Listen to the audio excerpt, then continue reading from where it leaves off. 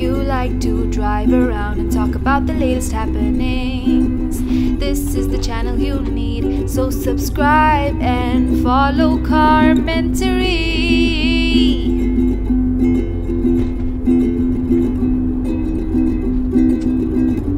Hey there folks, welcome to another episode of Carmentary. Time to take a nice safe drive and chat with you all. It's been a while, haven't done one in a while. Been busy, haven't been driving around a lot. And when I did drive around, I didn't have my camera, so that doesn't help. But today, beautiful day, very sunny, gorgeous evening light. It's like 6:20 in the evening right now in Hokkaido. Really some beautiful weather recently. It's warm in the days, but yet dry, none of that humidity. At night it cools down a little bit. Really spectacular Hokkaido weather for early June. Today I wanted to talk about filmmaking a little bit and some ideas and some thoughts I had. Recently, the family and I went to see Endgame. The Avengers, Endgame. Big global phenomenon. I don't know if it has become the all-time most money-making movie in history or not. It was at number 2 recently when I checked. When saw that, the whole family, my wife, is really getting into the whole series. Daughters, kind of getting into it as well. They don't comprehend the whole story as much. We're living in Japan. My daughters speak mostly Japanese, in fact like 99% Japanese, but we still show them the subtitled versions of movies, so they don't really get the whole story. They kind of, they get the gist of it. But I figured that's better than showing them the voiceover versions of the American or international movies. At least they get the English, listen to it. So anyway, the whole family's kind of getting into it, and we're kind of in this weird state where we started watching the Avengers series kind of, we're late in the game, basically.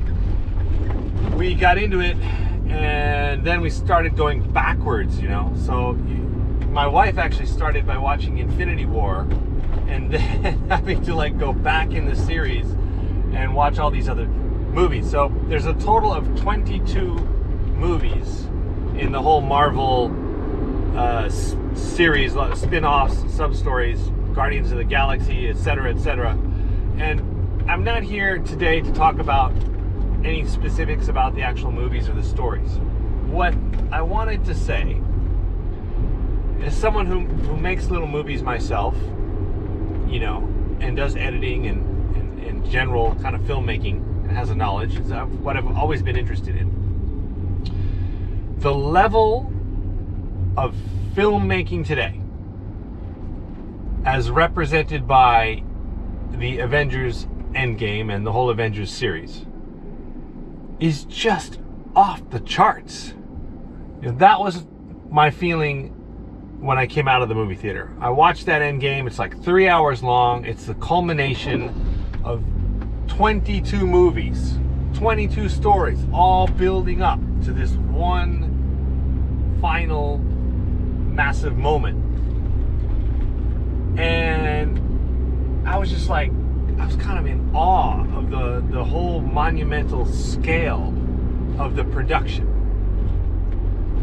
The way the story intertwines and links with all these other sub-stories. You really do have to start from the beginning and watch all of them, and then even then it's so deep and there's so many over such a long period of time that it's pretty easy to go, well, wait a minute, why did that character go here, and when did that happen in the timeline? But it's amazing that they've been able to put together something of that scale, and then at the very end come and tie it all together with this action-packed, drama-filled, fantasy-filled, amazing world that they've created, and really tie it all in, beautifully.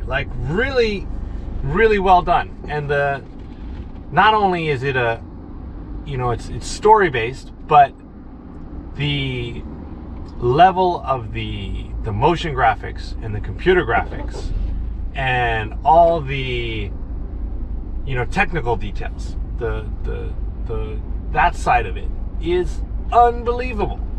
It's incredible. There's so much tech and so much high-level skill being shown in that movie alone. It's mind-boggling. I remember, I'm going to sound like an old guy, but, you know, my first really impressive recollection of a movie in a movie theater was going to see Star Wars for the first time in real time there. We lived in a small town called Hayfork in Northern California, and I remember my parents must have taken me. I remember going to the theater. It's a very small town. The theater was like in this barn-like building, and we went in there, and I remember watching Star Wars, and, you know, I had to cover my eyes when Darth Vader came out. I was scared. I was in elementary school. I must have been, we could go back and calculate it, but I must have been like 8 or something. Anyway, it had a huge impact on me. And I was like, wow, you know, this was so cool. So over the course of my lifetime, I've watched all the Star Wars films, obviously, and I've been way more in touch with that series than with the Avengers series by any means. But just the progression from what was going on and what was like the coolest sci-fi film, fantasy film of the time was Star Wars. From that all the way to Avengers Endgame it's just mind-boggling. And you know, I always watch the ending credits because I like to show some respect to the people who are involved in the movies. I hate that when people just jump up and leave before the end credits roll.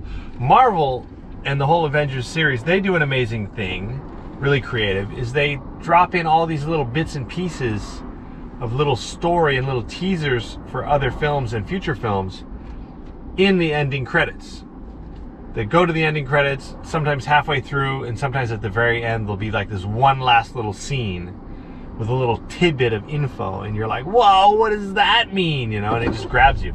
So I think a lot more people, at least people who are into the Avengers series and watch that, they're actually sticking around to watch the ending credits. Japanese audiences are famous for jumping up and running out of the theater before the ending credits, you know, even starts rolling. It just like comes up on the screen, everybody's like, out of here. But when we went to see the Endgame, the whole crowd, like nobody moved. You just had to sit there, and you were sitting there for like 10 minutes. It's like a crazy end roll. It just goes on and on and on. And you know, this is pretty much any movie these days, but especially motion graphics, computer graphics, intensive movies. You get to that digital artist section, and it's just like names full on the screen, like 3 rows of names, like non-stop for like 3 minutes. I had a good look at the names, and a huge portion of them were Indian names, as in Indian, not American Indian. And so I don't know, I guess there must be a lot of digital artist factories in India where they can farm out a lot of the work. But that got me thinking, you know, obviously, okay, yeah, these movies are so amazing, but yeah, they got, you know, thousands of people working on them, cost millions and millions of dollars. Of course it's going to be a good movie. You know, I don't buy into that really, because what I see is when you have so many people working on a project,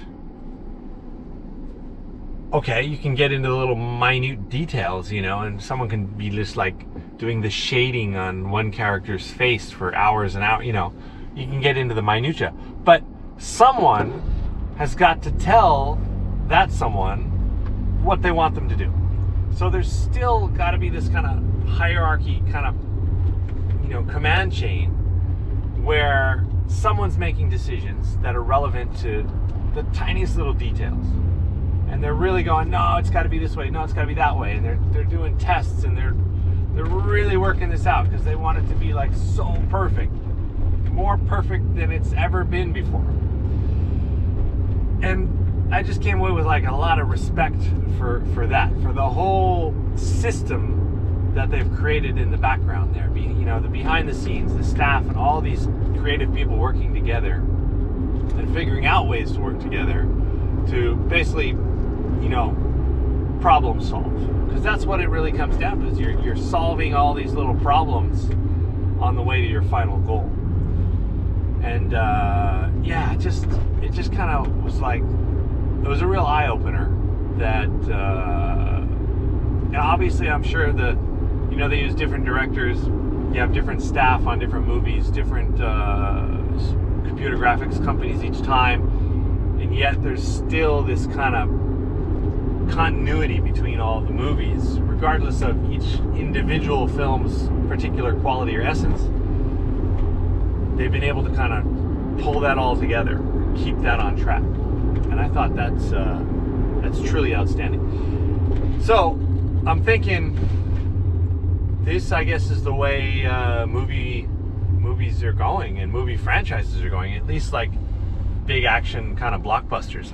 I'm sure there's still tons and tons of small, dramatic, art house, low budget productions that are done with, just a few people. But if you want to make like something that's going to last 10 to 15 years or more, Star Wars has taken 40 years now to do all those movies. The Avengers was much quicker. They did 22 in like 15 years or something. I can't remember the exact number. But if you want to create some kind of massive brand and empire kind of film series like that, that's the level you're going to have to step to now. And I thought that's pretty daunting. So congratulations to all the folks involved with the making of those movies. Not that I don't think any of them are ever going to watch this, but with that in mind, I think a lot of people write off all those Avenger movies just because I'm not into that. I don't like that computer graphics stuff. Whatever. But I think it's almost worth watching it, or watching at least 3 of them, leading up the Avengers and the Infinity War and the Endgame, just that alone, and you'll be like, wow, and look at it with that mindset, not like, oh, this is not a movie I'm really into, but just like as a craft, It's like, I'm not really into like kimonos or like woven baskets, but if I see something that's like amazingly made, I can appreciate it for that, like, wow, that is a piece of art. Okay, on another note, I've been reading this book, Homo Deus, by Yuval Noah Harari.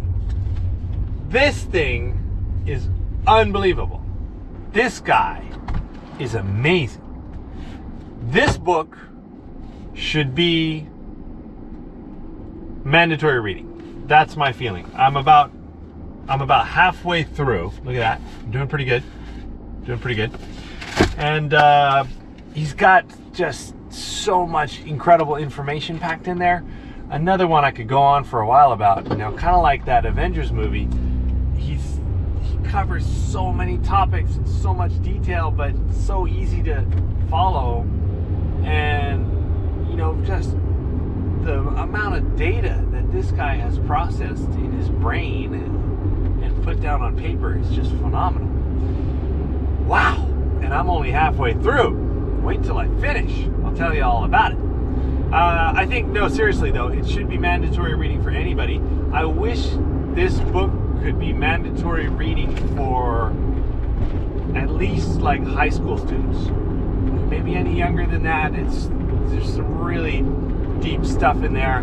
I'm 47 and I'm like, okay, yeah, I think I have enough life experience to really grasp this now. But yeah, I kind of wish I had the opportunity to read it when I was much younger, and it might have opened up my eyes to a whole bunch of new thought processes. But it's never too late, right? Never too late to read. So cut down on your Facebooking and grab a book, or at least the audio version of it. I'm sure that's good too. Okay, that's it for today. Sun has set behind the hills. Hope you're all out there enjoying early summer, wherever you are, if it's the northern hemisphere, or early winter if you're in the southern hemisphere. Rather envious. I see there's some snow falling down in Australia and New Zealand. Hope it turns out to be a really good season, and maybe I'll get a chance to fly down. Never know. If you like to drive around and talk about the latest happenings, this is the channel you need. So subscribe and follow Carmentary. Drive safe.